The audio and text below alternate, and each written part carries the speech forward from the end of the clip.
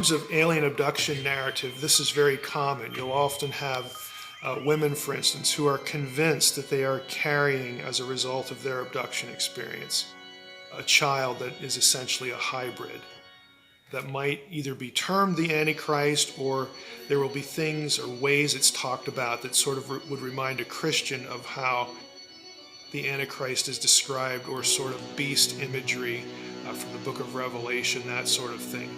But it's cast in a positive spin. In other words, this child is sort of a divine, human interface or hybrid that is going to be here not to do bad things, but to help humanity realize what it could become.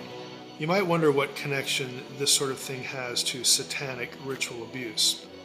Sometimes there is a connection, sometimes there's not. Again, people have these experiences and relate narratives, memories, for different reasons. It really, again, in my view, since I don't think that aliens are behind this at all, but I think most cases, the overwhelming number of cases, humans are behind these things. It just depends on what messaging people are given. Sort of, what thing do we want you to remember that you will slide that in as your experience, which will hide and obscure and deny what really happened to you. But when the messaging is so dark, and what's done to people, or what people think was done to them, is so sinister, and that has a very evil feel to it.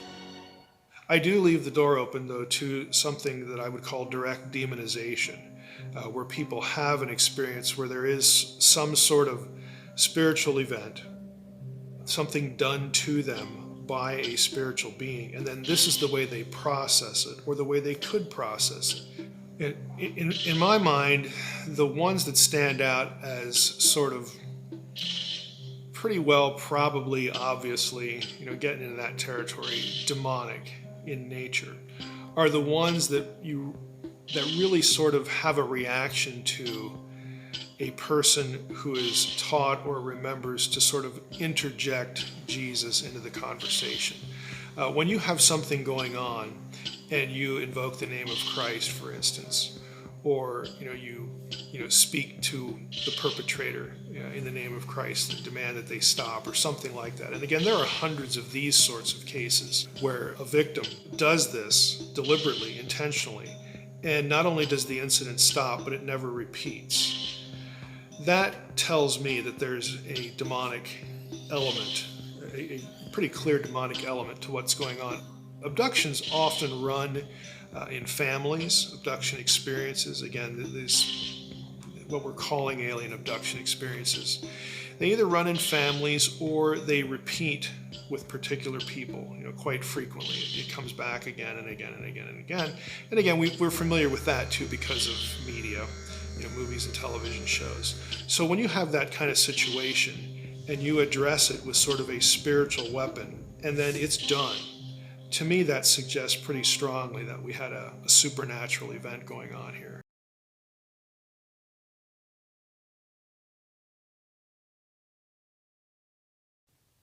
And then the entire sky turned into a screen. And I see three figures before me. Two are very tall, and one is very short. There's one in the middle that's very short, and one on each side that are very tall. And when I say very tall, 9 feet. These figures are standing inside of a church.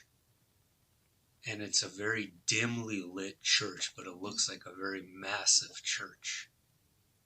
Like St. Peter's in the Vatican or something of that nature.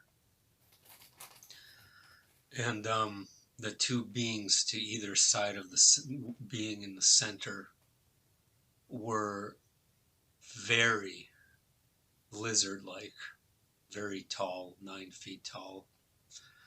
They had very blank expressions on their face.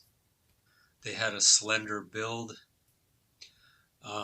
They had large heads with large reptile eyes.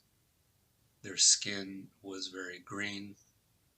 They were wearing extremely elaborate ancient clothing,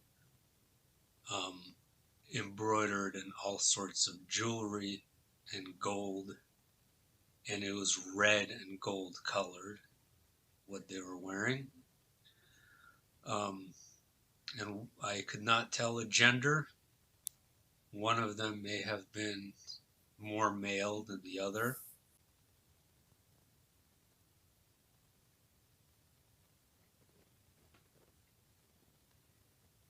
From what I could tell. And then the central figure looked like a frail, thin man with long hair. He looked very dirty, like he didn't shower in 1,000 years. His skin was very strange and pasty. It had, imagine varicose veins on people's legs, how they get them. Imagine that on his face and all over his body. I couldn't see any clothes. And he had long brownish reddish hair, a beard. He looked droopy, almost like he was crippled, mentally not well, like he was barely functioning.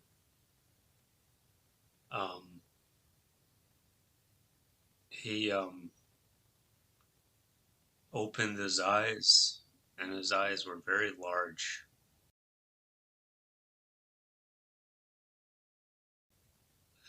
It almost didn't look human, but he was.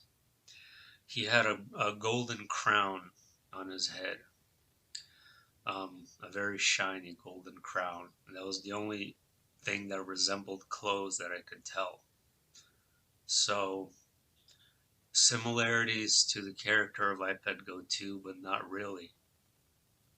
Not really. And there's like a stand, a podium, and he goes up to it and he says, "Your first assignment is to take down the rich." And that was it. There was nothing else that was said.